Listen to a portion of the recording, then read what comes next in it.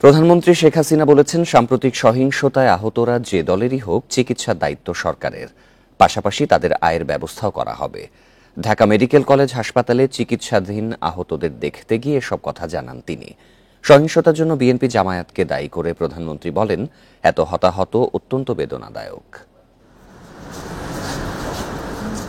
সহিংসতায় আহতদের দেখতে শুক্রবার বিকেলে ঢাকা মেডিকেল কলেজ হাসপাতালে যান প্রধানমন্ত্রী শেখ হাসিনা। জরুরি বিভাগ সহ বিভিন্ন ওয়ার্ডে চিকিৎসাধীন সবার খোঁজ নেন তিনি। কথা বলেন চিকিৎসক ও নার্সদের সঙ্গে। আহতদের সর্বোচ্চ চিকিৎসা দেওয়ার নির্দেশনা দেন শেখ হাসিনা। ভুক্তভোগী পরিবারগুলোর আয় রোজগারের ব্যবস্থা করার আশ্বাসও দেন তিনি। চিকিৎসার জন্য যা যা প্রয়োজন সরকার করে যাচ্ছে এবং করবে। চিকিৎসা শেষে তাদেরকে অন্তত তাদের আয় রোজগার ব্যবস্থা যাতে হয় সেটাও আমরা করব। কাজে আমি মানুষকে মানুষ হিসেবে দেখি। এখানে দল মত নির্বিশেষে সকলের জন্যই আমি কাজ করি। আমি যা করি সব মানুষের জন্যই করি।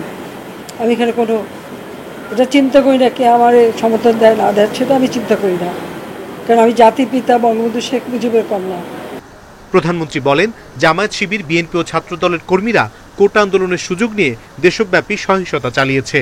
তাদের হামলা থেকে রেহাই পায়নি রাষ্ট্রীয় প্রতিষ্ঠানগুলোও। আমি দেশের মানুষ এবং আন্তর্জাতিক ক্ষেত্রে সবাইকে আহ্বান করব যে এই যে বর্বরতা, এই যে সন্ত্রাস, জঙ্গি এবং মানুষের হত্যা, এটা সম্পূর্ণ জঙ্গি কাজ। এই এত হাত কাটা, রক কাটা, পা কাটা, আমাদের ছাত্রকে ছেলেদের খালি চট্টগ্রামে সেই 6 তলা থেকে ফেলে দেওয়া, তাদের রক কেটে দেওয়া, পড়ে যাওয়ার পরেও তাদের উপর হামলা, এ কোন ধরনের বর্বরতা? এই জামাত শিবির, বিএনপি, ছাত্রদল,